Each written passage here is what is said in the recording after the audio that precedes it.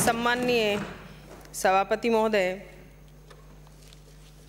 आज का दिन सोमवार है और दोनों मांग उद्योग 42 और देवस्थान 11। तो देवस्थान से जुड़ा हुआ है। आज का दिन इतिहास में भी आज की तारीख और फागुन शुक्ल की एकादशी, जहाँ की खाटू नरेश जी का जो बहुत बड़ा एक ऐतिहासिक मेला लगता है, जो कि विश्व प्रसिद्ध है।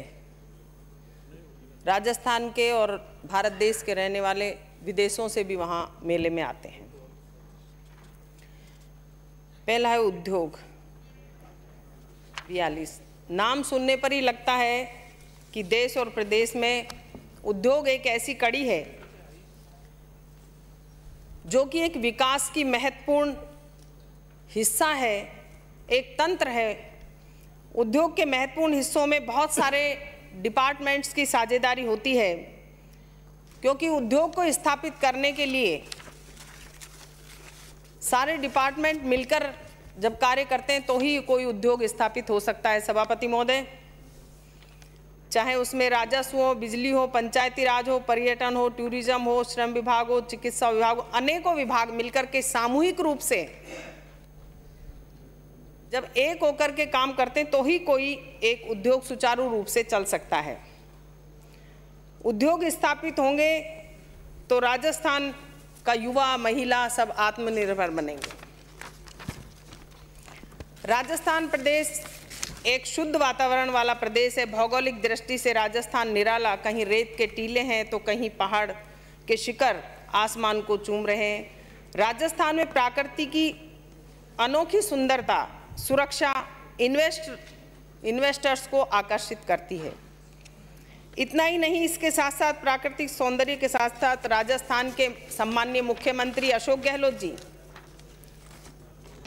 की जो औद्योगिक क्षेत्र में जो नई योजना, जो नीति बनाई है, जो सब्सिडी देना हो, ब्याज अनुदान राशि देना हो, तो ये जो नई योजना बना करके नई सोच के साथ नए आयाम स्थापित करे हैं, इन्वेस्टर्स की भावना को ध्यान में रखते हुए बजट पेश करने से पहले राजस्थान के मुख्यमंत्री महोदय ने सभी व्यापारी संगठनों से, सामाजिक संगठनों से वीसी के जरिए उनकी राय जानी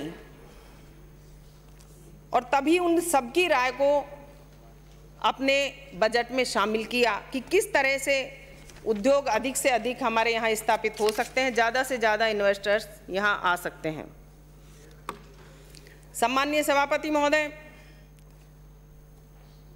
अर्थव्यवस्था को सुदृढ़ करने के लिए रोजगार के अधिक से अधिक अवसर उपलब्ध कराने की दृष्टि से निवेश को प्रदेश में लाने के लिए हमारे द्वारा सतत प्रयास किए जा रहे हैं। इन्वेस्ट राजस्थान 2022 आयोजन माह जनवरी में होना था, लेकिन कोरोना महामारी के कारण स्थगित करना पड़ा। एक नया आयाम राजस्थान के मुख्यमंत्री महोदय ने किया कि पहली बार प्रत्येक जिले में इन्वेस्ट रोड शो किए गए, जिसमें जिला स्तरीय अधिकारियों, उद्यमियों तथा औद्योगिक एसोसिएशंस को जोड़ा गया। राष्ट्रीय एवं अंतर्राष्ट्रीय स्तर पर रोड शो का आयोजन किया गया, जिसके परिणाम स्वरूप राजस्थान में निवेश का जबरदस्त माहौल बना। अब तक 10,41,000 करोड़ रुपए के कुल 4,016 MOUs और LOIs हस्ताक्षर किए गए हैं, जिसमें लगभग 9,04,000 लोगों को रोजगार मिलने की संभावना है।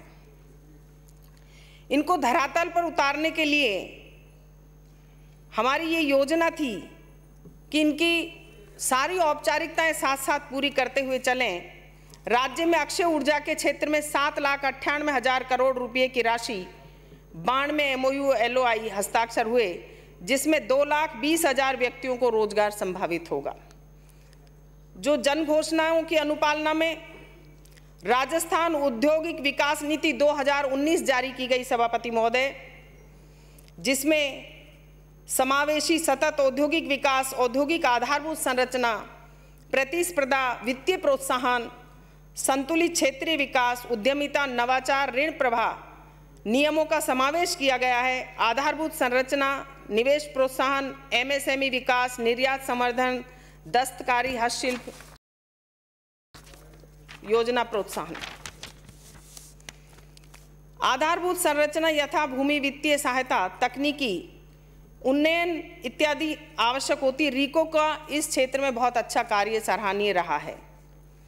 औद्योगिक आधारभूत की संरचना को स्थापित करने के लिए रीको का महत्वपूर्ण योगदान रहा है। रीको ने अभी तक 370 औद्योगिक क्षेत्र स्थापित किए हैं।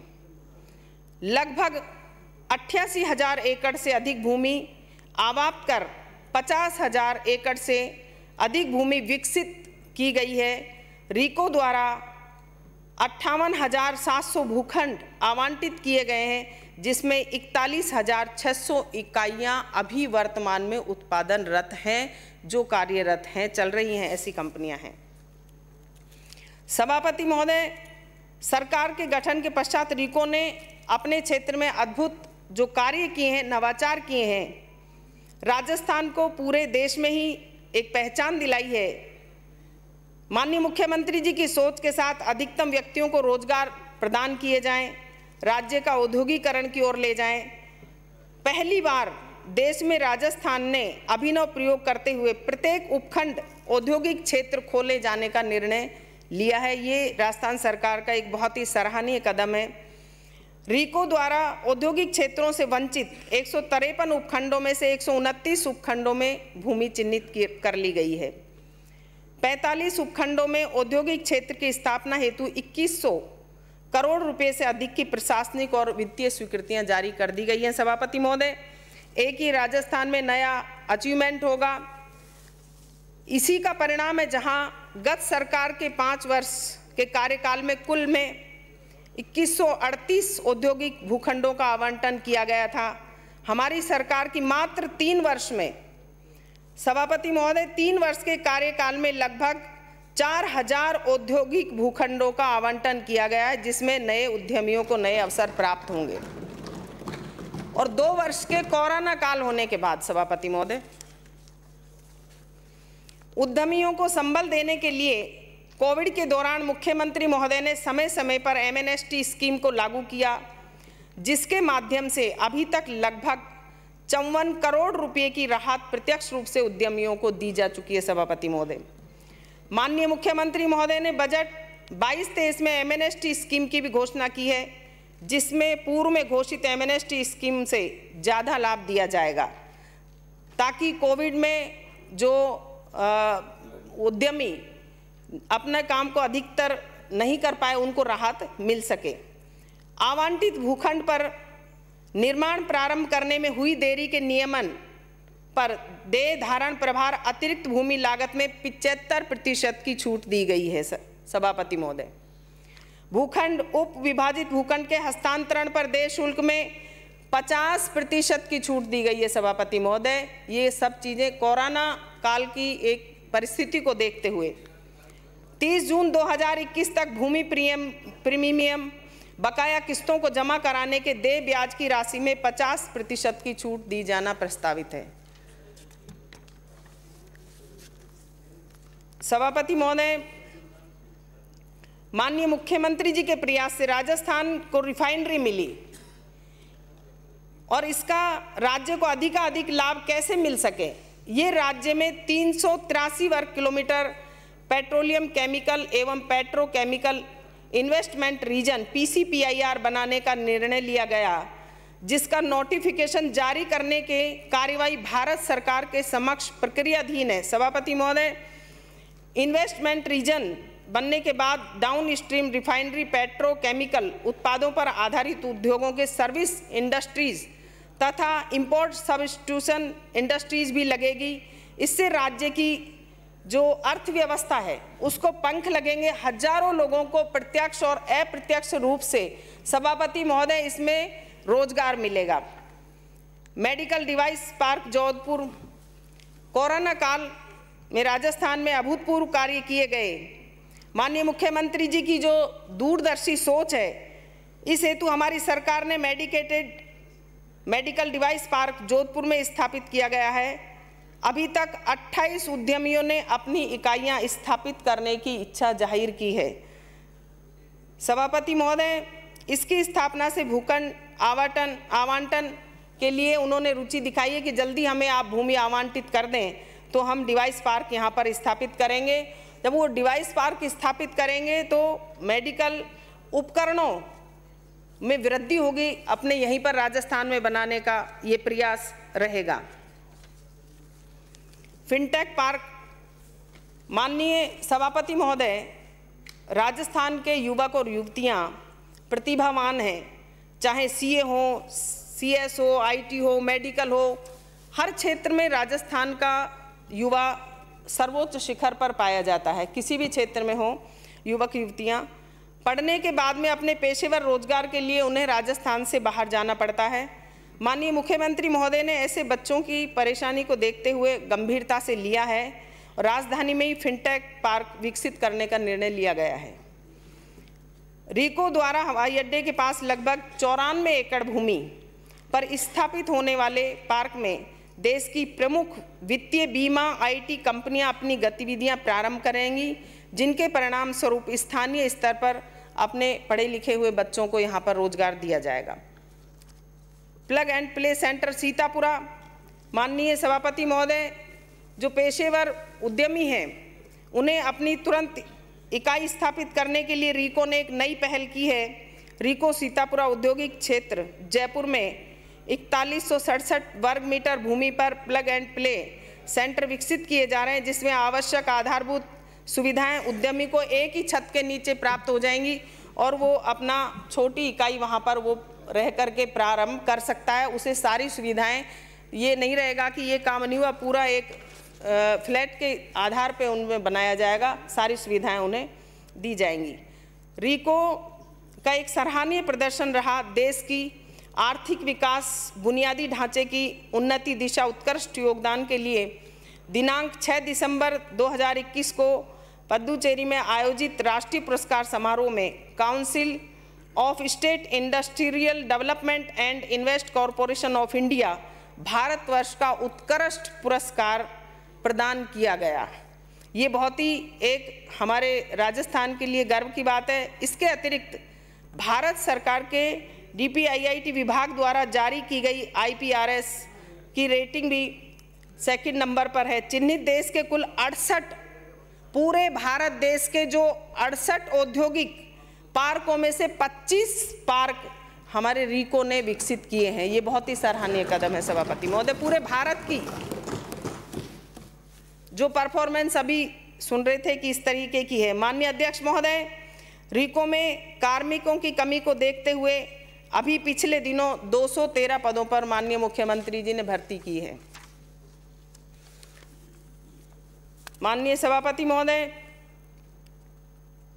साथ ही मैं माननीय अवगत कराना चाहूंगी सदन को कि मुख्यमंत्री महोदय ने आधारभूत संरचना विकास हेतु बजट 2022-23 में राज्य में औद्योगिक क्षेत्र जो वंचित हैं 147 उपखंडों में से 21-22 में प्रथम चरण में 64 उपखंड औद्योगिक क्षेत्र स्थापित किए जाने की घोषणा की गई है।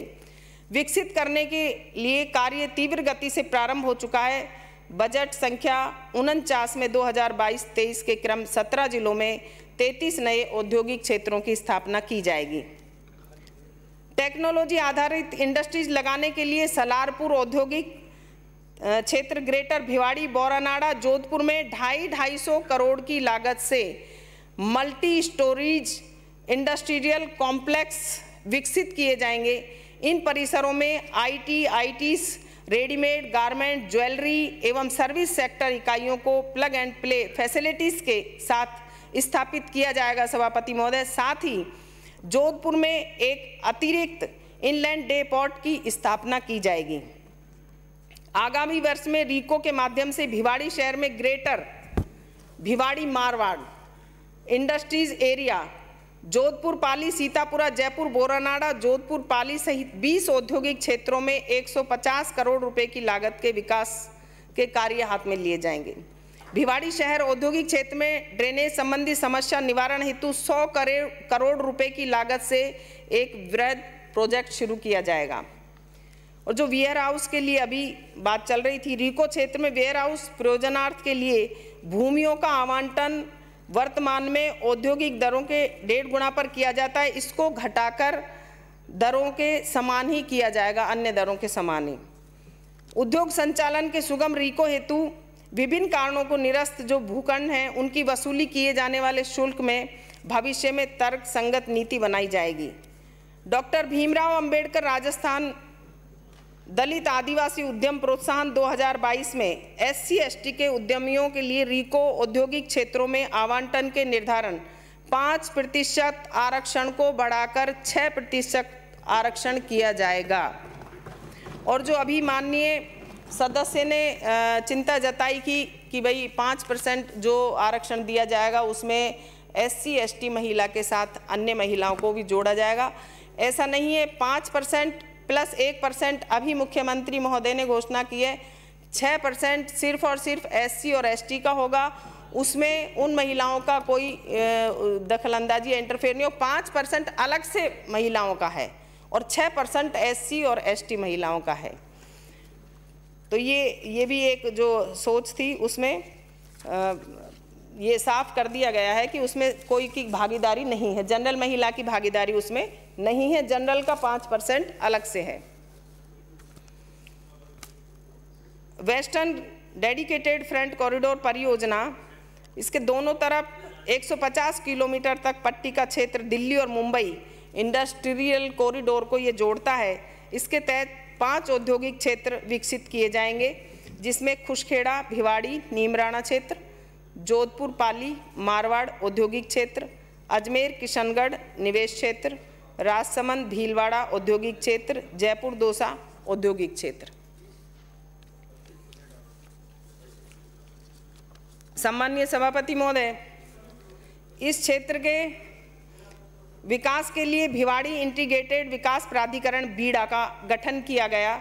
सरकार की अधिसूचना दिनांक 22/2/2018 द्वारा राजस्थान विशेष विनिधान रीजन अधिनियम 2016 धारा 9 की उपधारा द्वारा किया गया। इस प्राधिकरण क्षेत्र में अलवर लोकसभा के 4 विधानसभा क्षेत्र, 6 तहसीलें, जिनमें कुल 321 गांव सम्मिलित किए गए, जिससे कि उन गांवों का भी विकास हो सके। सड़क बनाने का हो, चाहे स्कूलों में मदद करने का हो, हॉस्पिटल में मदद करने का हो, बीडा में शामिल करने से इन गांवों को ये फायदे मिल सकते हैं। सभापति महोदय, प्राधिकरण द्वारा वित्तीय 2021-22 में 4 योजनाएं: उन्नति लोकल शॉपिंग कॉम्प्लेक्स भिवाड़ी, प्रगति लोकल कॉम्प्लेक्स भिवाड़ी कॉम्प्लेक्स, मनोहर विहार आवासीय योजना, अशोक विहार आवासीय योजना नीमराणा विकसित की गई हैं। भिवाड़ी में शहर की मुख्य सड़कों का निर्माण आदि महत्वपूर्ण, जिन पर 28 करोड़ रुपए की लागत आई है। अगले वित्तीय वर्ष में 80 करोड़ रुपए इस पर व्यय किया जाएगा। अलवर बाईपास का सौंदर्यीकरण, नीमराणा की मुख्य सड़क का विकास, भिवाड़ी सड़क की मुख्य समस्या दूषित जल निकासी हेतु मास्टर ड्रेनेज प्लान आदि जैसे विकसित कार्य किए जाएंगे, जिस पर 250 करोड़ रुपए का व्यय किया जाएगा। जो अभी माननीय सदस्य कह रहे थे कि वस्त्र का, जो वस्त्र उद्योगों में राज्य में पाली, बालोतरा, जसोल, जोधपुर, सांगानेर, बगरू, भीलवाड़ा, किशनगढ़ आदि अत्यंत महत्वपूर्ण विख्यात ये प्रासंगिक हब हैं। इनके लिए जो विशेष योजना के तहत ड्रेनेज बनाए जाएंगे। सभापति महोदय, प्रदूषण नियंत्रण मंडल द्वारा 200 करोड़ का कॉपर्स फंड बनाया गया है। योजना में परियोजना लागत का 50% अथवा 50 करोड़ रुपए तक की वित्तीय सहायता दी जा रही है। पाली में CETP यूनिट संख्या 4 के अपग्रेडेशन हेतु 167.5 करोड़ रुपए का प्रस्ताव स्वीकृत किया जा चुका है। इसके अतिरिक्त 7 अन्य CTP जोधपुर, बाड़मेर, बीकानेर, गंगानगर, हनुमानगढ़ में भी स्थापित किए जाएंगे। सभापति महोदय, मुख्यमंत्री महोदय का जो उद्देश्य है, राजस्थान को भारत में सबसे पसंदीदा निवेश गंतव्य के रूप में स्थापित किया गया है। रोजगार के अवसर सृजित करना है। राजस्थान निवेश प्रोत्साहन 2019 लागू की गई है। इस योजना के तहत निवेश अनुदान राशि GST का 75%, रोजगार सृजन अनुदान श्रमिकों के EPF ESI के नियोक्ता के अंशदान 50%, पुनर्भरण विद्युतीकरण पर 100% छूट 7 वर्षों के लिए सभापति महोदय।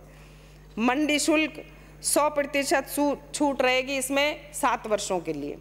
भूमि कर छूट 100% 7 वर्षों के लिए। भूमि रूपांतरण शुल्क 100% छूट रहेगी।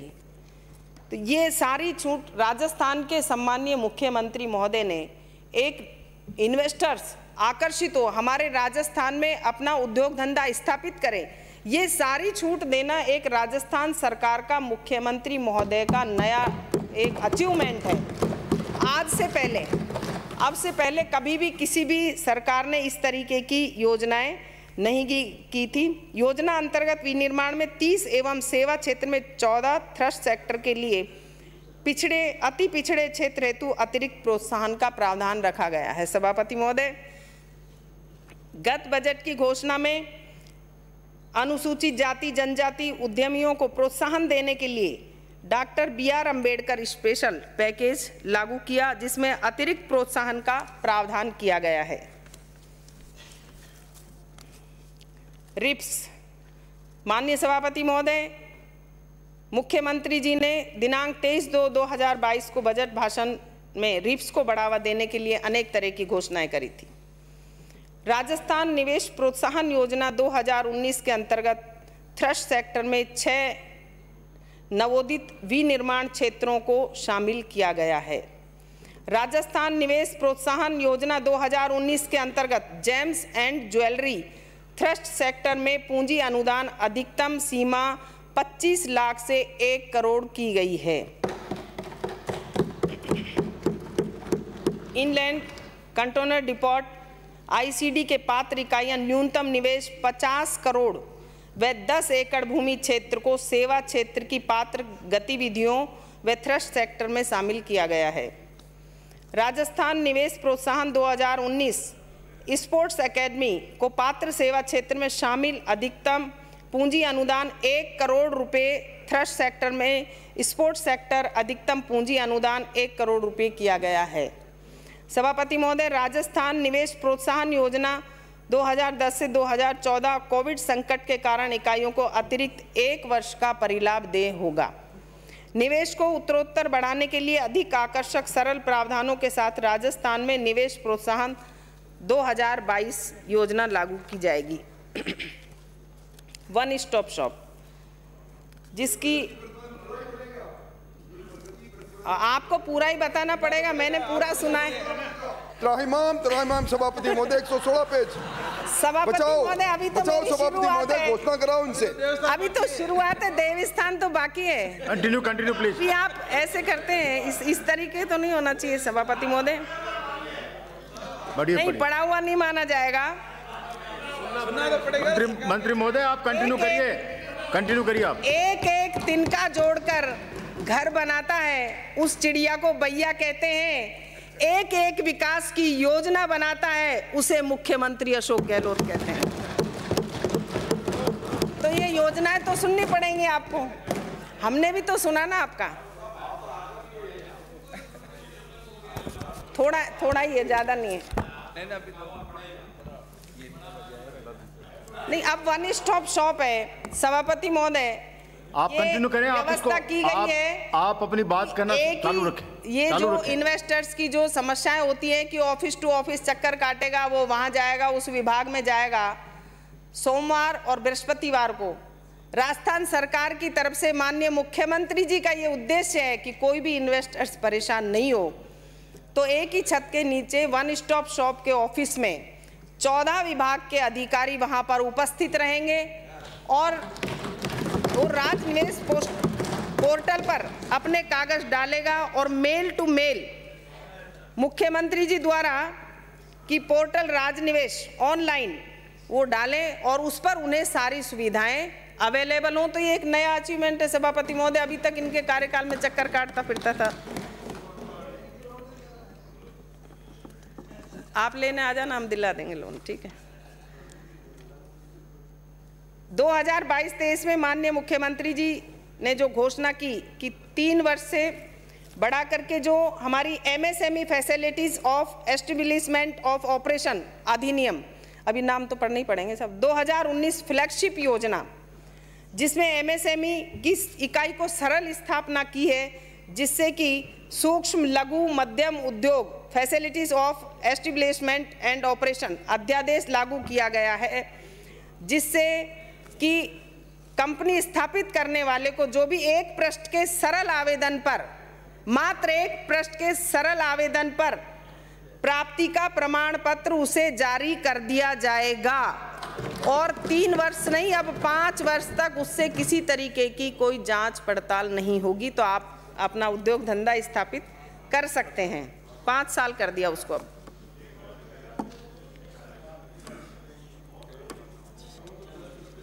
मुख्यमंत्री लघु प्रोत्साहन योजना फ्लैगशिप, सभापति महोदय,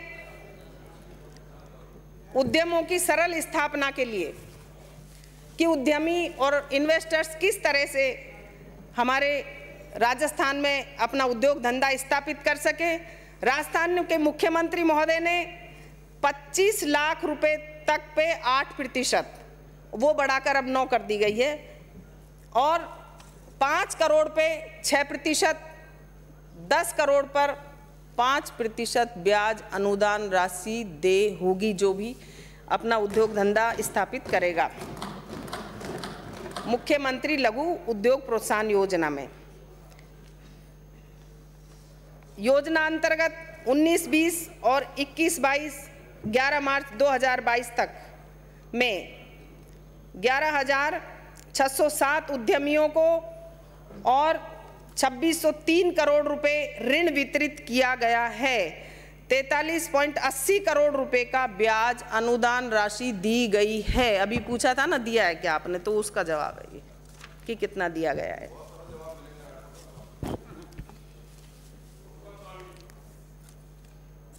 इन योजना के अंतर्गत समाधान के लिए इससे राज्य का लगभग, ये जो छूट दी गई है, 1000 इकाइयां जिन्होंने ऋण प्राप्त कर लिया है किंतु संशोधित प्रावधानों के कारण पात्रता पूरी नहीं की है, वो भी अभी इस योजना का लाभ उठा सकेंगी।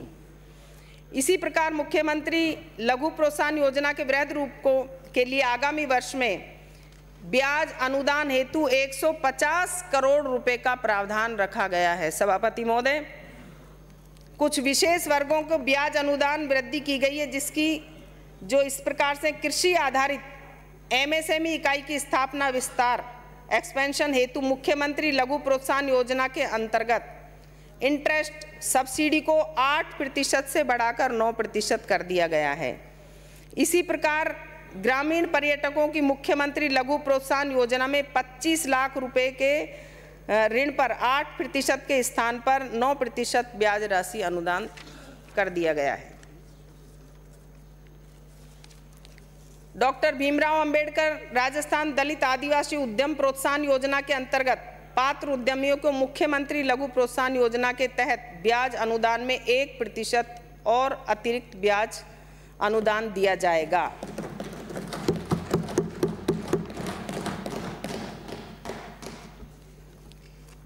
सभापति महोदय, राजस्थान सूक्ष्म एवं लघु उद्यम सुविधा परिषद राज्य के सूक्ष्म एवं लघु उद्यमों को विलंब भुगतान के प्रकरणों को निस्तारण करने के लिए सूक्ष्म लघु एवं मध्यम उद्यम विकास अधिनियम 2006 की प्रदत्त शक्तियों के अंतर्गत 4 सूक्ष्म लघु उद्यम सुविधा परिषदों का पुनर्गठन कर 9 सुविधा परिषद गठित की गई हैं। नवगठित 9 सूक्ष्म एवं लघु उद्यम सुविधा परिषदों द्वारा जनवरी 2022 तक 97 बैठकों का आयोजन किया गया, जिसमें 719 प्रकरणों का निस्तारण किया गया। सभापति महोदय, ये पूछते हैं ना उसमें क्या किया गया सुविधा इस परिषद में।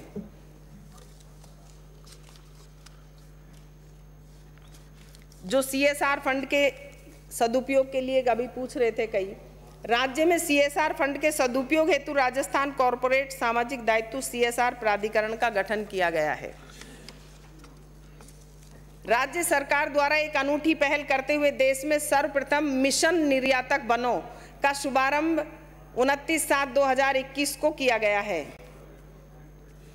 मिशन निर्यातक बनो जिन जिलों में उद्यमियों, दस्तकार, हस्तशिल्प, नवीन निर्यातक बनने के लिए प्रशिक्षण दिया जाकर उन्हें कोड दिया जाएगा, निर्यात कोड, उससे उन्हें सुविधा मिलेगी। राज्य में अब तक 6000 से अधिक उद्यम हस्तशिल्प निर्यातकों को आयात कोड जारी किया गया है।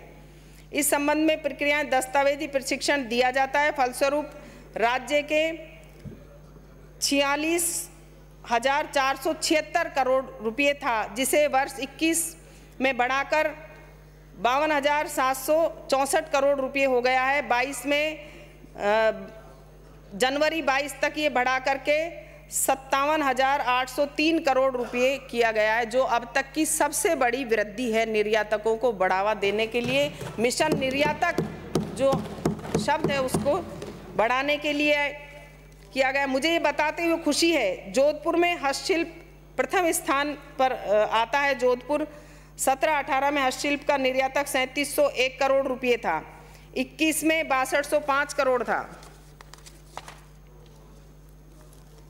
इस निर्यातक टेक्सटाइल में agro food production, James and jewellery, engineering का सामान प्रमुख योगदान रहा है। संबंध सेवाओं से राज्य में 31 लाख से अधिक लोगों को रोजगार प्रदान किया गया है। परिषद RPCC की पहली बार जिलों में जिला स्तरीय संवर्धन समितियां स्थापित की गई हैं। इसी क्रम में निर्यात संवर्धन परिषद की स्थापना भी की गई है। घबराओ मत, थोड़ा ही बोल रहे हैं। राज्य के 22 जिलों में राज्य क्लस्टर विकास कार्यक्रम के माध्यम से हस्तशिल्प बुनकरों, दस्तकारों के 50 क्लस्टर बनाए गए हैं। वर्तमान में 7 क्लस्टर परियोजनाओं में स्वयं सहायता समूह से चल रहे हैं। जोधपुर हाथ कशीदाकारी wooden metal craft cluster, Jaisalmer हाथ कशीदाकारी क्लस्टर, बाड़मेर चर्म शिल्प उत्पाद क्लस्टर, चित्तौड़ में चर्म शिल्प उत्पाद क्लस्टर, गंगरार भीलवाड़ा फट पेंटिंग क्लस्टर, भरतपुर मार्बल मूर्ति क्लस्टर।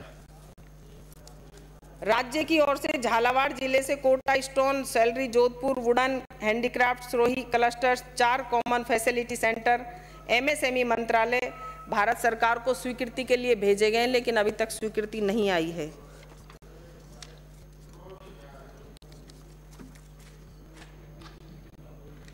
थोड़ा सा तो बोलूं।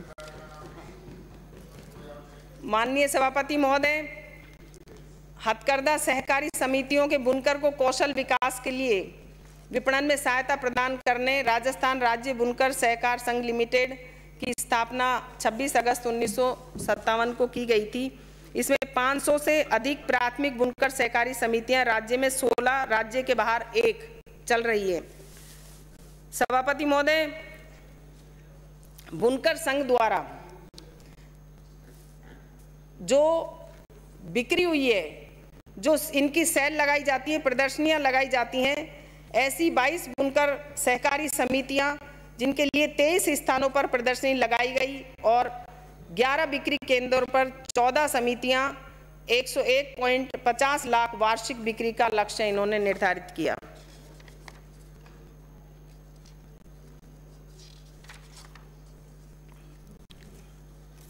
बुनकर पुरस्कार योजना दिसंबर 2018 से 2022 तक 272 बुनकरों को पुरस्कृत किया गया। बाजार सहायता योजना अंतर्गत दिसंबर 2018 से 22 तक 901 शिल्पियों दस्तकार को लाभान्वित किया गया। हैंडलूम क्षेत्र में बुनकर परिचय पत्र धारक बुनकरों को मुख्यमंत्री लघु उद्योग प्रोत्साहन योजना के अंतर्गत 1 लाख रुपए तक के ऋण पर ब्याज 100% पुनर्भरण राज्य सरकार द्वारा किया जा रहा है। इसी प्रकार हैंडीक्राफ्ट क्षेत्र के दस्तकारों के लिए भी 3 लाख रुपए तक के ऋण पर 100% ब्याज राशि सरकार द्वारा वहन की जा रही है। उद्योग विभाग द्वारा वितरित राज्य के दस्तकारों, बुनकरों, कुटीर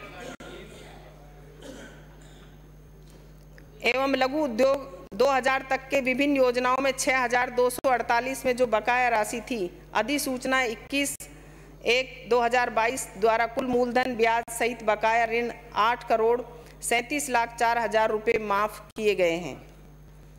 MNST स्कीम में योजना अंतर्गत शर्तों की पालना जो करने में असफल रहा या नहीं दे पाया किसी कारणवश, संबंधित इकाइयों द्वारा वसूलन मूल अनुदान की 50% राशि जमा कराने पर शेष वसूलनीय मूल अनुदान समस्त ब्याज राशि माफ किए जाने की व्यवस्था की गई है। राज्य में अब तक 25 से अधिक इकाइयों को इस स्कीम में लाभान्वित किया जा चुका है। सभापति महोदय, राज्य वित्त निगम द्वारा वित्तीय 2018 31 से 22 बस थोड़ा सा समाप्त कर रहे हैं। दो पन्ने बहुत सही मामूली बचा दिख रहा है मेरे को। सभापति महोदय, दिख रहा है मेरे को, बहुत मामूली सा बचा है। 2 पेज हैं, 2 पेज। ये मानसिक त्रासदी। बहुत सावधानी से सुन रहे हैं सदस्य, बहुत राठौर सावधान। साहब, मंत्री जी का पहला स्टेटमेंट है, पहला जवाब है, सुनो। फर्स्ट स्पीच है, आप सुनो। रीको द्वारा वित्तीय वर्ष 2018 31/1/22 तक 151.44 करोड़ रुपए के ऋण की स्वीकृति किए गए। 177.11 करोड़ रुपए के ऋण वितरित किए गए। सभापति महोदय,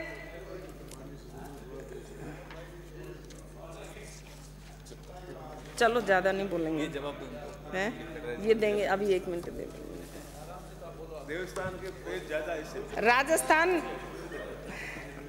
राजस्थान फाउंडेशन जो देश विदेश के राजस्थान से आर्थिक सामाजिक निवेश सुनिश्चित करने में बहुत अहम भूमिका निभाई है।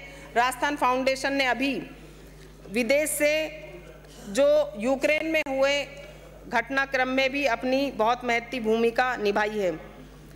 तुलनात्मक मैं थोड़ी सी तुलना तो कर देती हूँ। औद्योगिक भूखंडों की संख्या कितनी करी है इन्होंने निवेश प्राप्त। सभापति महोदय, जो MOU साइन हुए पिछली सरकार में हुए और अब हुए, वो थोड़ा सा बता देती हूँ सर। जो रिसर्जेंट राजस्थान में हुए 470 और अब हुए 4016 रुपये 3,38,000 करोड़ और ये 10,41,000 के मात्र। और रोजगार दिया जाएगा 3,56,000 का था, हमारा है 9,40,000।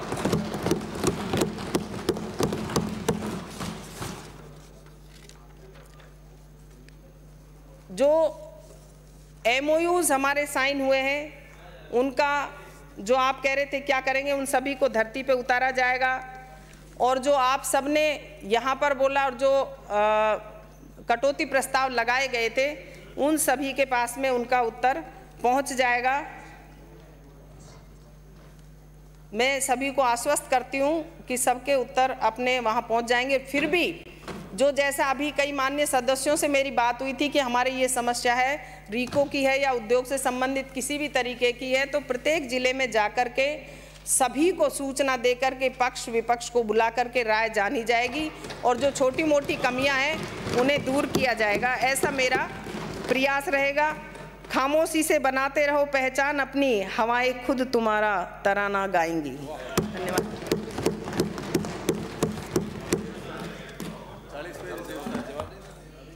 अभी ये आप कहो तो इनका जवाब दूं जो आप बोला है।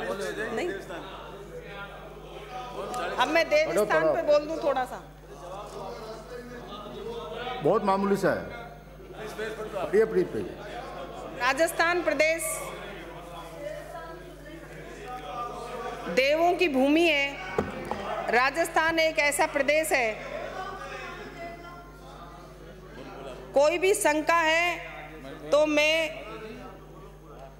माननीय सदस्य की कोई भी संख्या है तो आंकड़े की है, कोई किसी तरीके की भी है तो मैं उनसे मिलकर के, और मेरा प्रयास भी यही रहेगा कि प्रदेश में इन्वेस्टर्स आएं उद्योग धंधे स्थापित हों, किसी एक दूसरे पर टाले नहीं कि इसमें ये कमी रही है। कहीं कहीं अगर आपकी भी कमी रहे या किसी की भी रहे तो आप सबसे मेरा निवेदन है, और जैसा कि अभी मैं आगे बोल दूंगी उसमें, कि हमारा देश और प्रदेश देवों की भूमि मानी जाती है। राजस्थान में ऐसे कई प्रसिद्ध जगह हैं जहाँ पर अनोखी चमत्कारी कहानियों की किंवदंती हैं। प्रदेश में संत भी ऐसे हुए हैं, गुरु भी हुए हैं, क्योंकि वृक्षों को भी हमारे भारत देश में पूजा गया है, क्योंकि वृक्ष में भी देवताओं का स्थान माना है। चाहे पीपल हो, चाहे कल्प वृक्ष हो, चाहे बील हो, हमारे जीवन में ये अति महत्वपूर्ण है। देवी देवताओं के लिए अभी जैसा बताया, सभी ने यहाँ पर जो भी कटौती के प्रस्ताव से वैसा रखा। अधिकतर मांग यही थी कि हमारे मंदिर उनका सभी का जीर्णोद्धार किया जाए। मेन पॉइंट ये निकल के आया कि सभी ने अपनी मंदिरों की स्थिति को ठीक करने की एक बात यहाँ सदन में रखी, और सभी मंदिरों में पूजा के लिए या सारी फैसिलिटीज़, उनको सुविधाएं वहाँ पर उपलब्ध हों, ये मेन निकल के आया। जब से मैंने पदभार ग्रहण किया है उस दिन से ऑफिस में जाना बैठना, जो अभी माननीय विपक्ष के नेता ने कहा कि किराए की नीति को चेंज किया जाए, बदला जाए, अभी जो भी फाइलें यहाँ पर आई थी हमने उनको देखने के लिए कि चेक करेंगे कौन कौन कहाँ पर किस किस तरीके से चल रहा है, किस तरीके से मंदिरों की देखरेख हो रही है। ट्रस्ट की भी अभी देखने के लिए हमने सभी को रोका है एक बार, और हर मंदिर को खोलकर, जैसा अभी कई वो बात आई उसकी जो छतरी की और मजार की, ऐसा उस स्थान पर वहाँ पर मंदिर है, नीचे शिव जी का, ऊपर छतरी है, और वहाँ पर इस तरीके की कोई चीज़ नहीं है कि कोई मजार हो या कोई चीज़ हो। मंदिर के ऊपर तो कैसे बनेगी, वो तो छतरी है। वहाँ पर आज की तारीख में भी आप देख सकते हैं, उसमें कोई असत्य या सत्य बोलने की ज़रूरत नहीं है। और जो अभी कह रहे थे कि वो हवाई वो क्या फूल नहीं बरसाने दिए हेलीकॉप्टर से, तो ये जो ऐसे मैटर हैं, प्रशासन अपनी जनता की, जो वहाँ भक्त आ रहे हैं उनकी सुविधा अनुसार, क्योंकि 2 साल जो कोरोना लग रहा था, कोरोना काल के कारण पब्लिक मंदिर नहीं जा सकती थी, मेले नहीं भरे 2 साल से, तो मेला नहीं भरने के कारण एकदम से पब्लिक बहुत ज़्यादा उमड़ी है। तो कहीं ना कोई ऐसी कोई घटना नहीं हो जाए कि कोई टेंट उड़ जाए, कोई भगदड़ मच जाए। उनको देखते हुए, सब भक्तों की सुविधा को देखते हुए उसको स्थगित किया गया है, ना कि इस तरीके से कि भाई श्याम जी भगवान नहीं है या ईश्वर नहीं है। ऐसा कैसे हो सकता है कि कहाँ पर देवता नहीं है, ऐसे कि वो भगवान को नहीं मानते हैं, प्रशासन नहीं मानता है, सरकार नहीं मानती है। ऐसा तो कोई जगह नहीं है, ऐसी कोई जगह नहीं है जहाँ की हवा नहीं हो, और ऐसा कोई हृदय नहीं है जिसमें कोई भी ईश्वर या शक्ति विराजमान नहीं हो। ऐसा हो नहीं सकता। लेकिन अब क्या हो रहा है, थोड़ा सा उल्टा हो रहा है। देवता दिख रहे हैं आज सभी, उनके इश्तहार में राम और शिव को भी लाना पड़ा है बाजार में। कैसी ये प्रथा चलाई, देवों को भी उतारा है।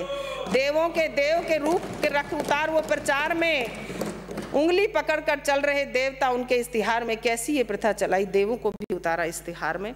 तो देवी देवता ऐसा कुछ भी नहीं है कि कौन सा देवता कहाँ पर नहीं है। मेरा मानना ये है कि चाहे कोई भी देवता हो। सुनो भाई, लो भाई, अच्छी सी बात सुनो भी जो आप करते हो, पूरा सुनाएंगे आप। थोड़ा सा तो और सुना देंगे। नहीं थोड़ा। राठौड़ साहब, महिलाओं का सम्मान करना नहीं सीखा, आप सहन नहीं कर पा रहे, कोई महिला मंत्री जवाब दे रही है। नहीं, देवी का है, मैंने कहा देवी विराजो। नहीं, आप क्यों विराजो, आप सुनिए उनको। थोड़ा सा शॉर्ट बता देती हूँ मैं देव स्थान के बारे में। सभापति महोदय, भाई साहब आप भी सुन रहे हो, ये नहीं सुन रहे।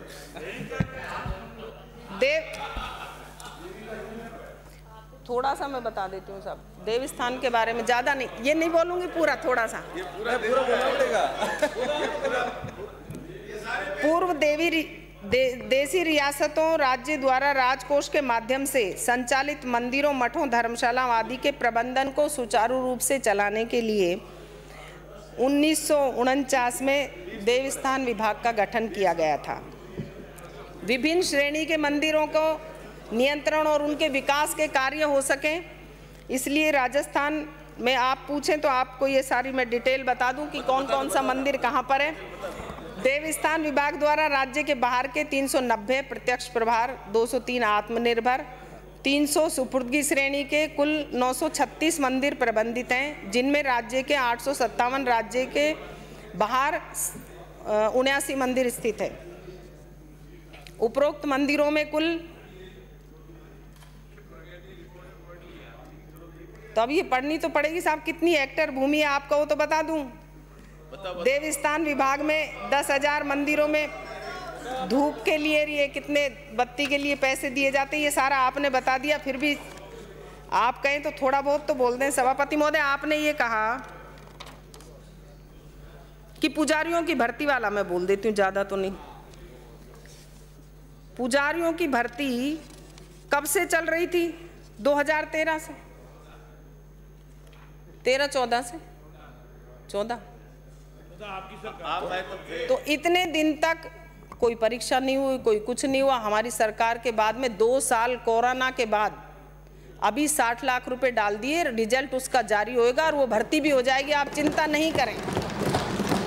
अगर कोई मंदिर ऐसा है जहाँ पूजा पाठ नहीं हो रही, आपकी नॉलेज में हो, माननीय सदस्य किसी की भी नॉलेज में हो, तो आप, और किसी को नहीं तो आपके वहाँ कोई कह रहा है कि वो नहीं है, वो नहीं, मुझे बताने का कष्ट करें। मेरा एक ये प्रण रहेगा कि हर मंदिर में पूजा होनी चाहिए और हर मंदिर का जीर्णोद्वार भी होना चाहिए, ऐसा मेरा टारगेट रहेगा। प्रयास करूंगी मैं जहाँ तक है। आपने जो कहा, और जो नागरिकता थी वृद्ध नागरिकों की, उसमें भी 2 साल कोरोना के कारण 0% रहा है। बाकी तो ऐसा नहीं है कि वो 0% रहा हो। इनका वेतन पुजारियों का मानदेय 1800 से बढ़ाकर 3000 कर दिया प्रति माह, 3600 से बढ़ाकर 5000 रुपये प्रति माह कर दिया गया है। तो ये, और यात्रा किसने शुरू करी? जो वृद्धजन यात्रा शुरू करी, जो कांग्रेस पार्टी नहीं, मुख्यमंत्री अशोक गहलोत जी की ऐसी सोच है कि हर वर्ग को टच करने वाली, हर वर्ग को फायदा देने वाली। और 2 साल 0 होने के बाद भी ज़्यादा है हमारा। आपके पास तो होंगे ये आंकड़े, बताने की तो ज़्यादा ज़रूरत नहीं है। आपके थे 76,642, हमारे 85,219, तो इसमें भी ज़्यादा है। तो वो 5,178 या 12,060, तो सारी अगर इनको भी नापें तो ये भी ज़्यादा है। 81,820 है, वो 97,239 है। ये सारे अगर आप देखेंगे 113 और कितना फ़र्क है आपका, 835, यहाँ 1537, 121, 145, 2 साल 0 रहा, तब है इतना। माननीय मुख्यमंत्री महोदय ने वृद्धजन की यात्रा हो, चाहे मोक्ष कलश यात्रा हो, इस क्षेत्र में कोई भी कमी रखने का नहीं है। जो आपने देवस्थान के मंदिरों की जो चर्चा करी कि ऐसी स्थिति है, पूरा वैसे मेरे पास भी सारी डिटेल है, कहाँ पर कितना पैसा खर्च किया, तो बता दो। नहीं, लेकिन अभी एक्सपेडाइट करें मैडम, माननीय सदस्यों को इतना कहना चाहूंगी, जो एक्सपेडाइट करें प्लीज, एक्सपेडाइट करें। मंदिर गोगामेडी में जो राजकीय आत्मनिर्भर श्रेणी का मंदिर है, जिसमें जीर्णोद्वार के लिए 25.27 करोड़, अब 22 करोड़ रुपया उसमें व्यय हो चुका है। और वैसे भी कोई भी मंदिर मैं मोटा मोटी बता देती हूँ कि कोई भी मंदिर ऐसा मेरा प्रयास रहेगा कि वो जीर्ण शीर्ण नहीं रहेगा। जो माननीय कटारिया जी की जो भावना थी, उन्होंने, सबसे बड़ी बात है कि उन्होंने ये माना कि हम भी रहे, लेकिन वास्तव में जो भी रहा, मैंने जब उसमें ऑफिस में जाके देखा, तो चाहे आपकी सरकार रही हो, तो वहाँ जो भी मंत्री हैं वहाँ जाकर के मीटिंग करी या नहीं करी, लेकिन मुझे जब मैंने देखा तो मुझे ये सूचना मिली कि आपने नहीं करी। और जो गोगामेडी का बता दिया। माननीय सभापति महोदय, अभी जब शुरू में माननीय सदस्य ने जब विचार रखे कि हमारे प्रधानमंत्री महोदय ने इस तरीके से करा उद्योग में, स्टार्टअप और make in India, digital India और कौन सा मेक इन इंडिया सभापति महोदय, कौन सा मेक इन इंडिया? चाहे परमाणु का क्षेत्र हो, विज्ञान का क्षेत्र हो, अंतरिक्ष का हो, कंप्यूटरीकरण हो, चाहे सड़कों का हो, चाहे युद्ध जीतना हो, जिसने कि नक्शे तक बदल दिए, इस संसार का नक्शा बदल दिया सभापति महोदय। भारत देश तो विकास की गति पे शिखर पे खड़ा था सभापति महोदय, वो तो शिखर पे खड़ा था। कौन सा नक्शा बदल दिया? कौन सा make in India, skill India?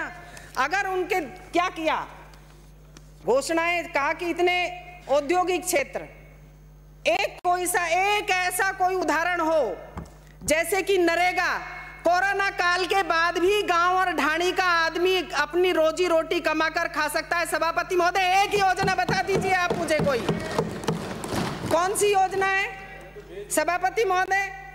चाहे पीपीपी मॉडल पे देना हो, कोई सरकारी संस्था छोड़ेंगे भी कि नहीं छोड़ेंगे? मुझे लग नहीं रहा है। कहा था, सबने सुना था, ये कोई मेरे बोलने की बात नहीं है कि काला धन लेकर के आएंगे, तो कितना तो काला धन आ गया। एकदम आदेश जारी कर दिया कंपनियों के लिए, मजदूरों के लिए सभापति महोदय, नोटबंदी कर दी, किसान की आय दुगनी कर दी। क्या किसान कार्ड? उद्योग के क्षेत्र में सभापति महोदय एक बात कहना चाहूंगी मैं, क्या करा?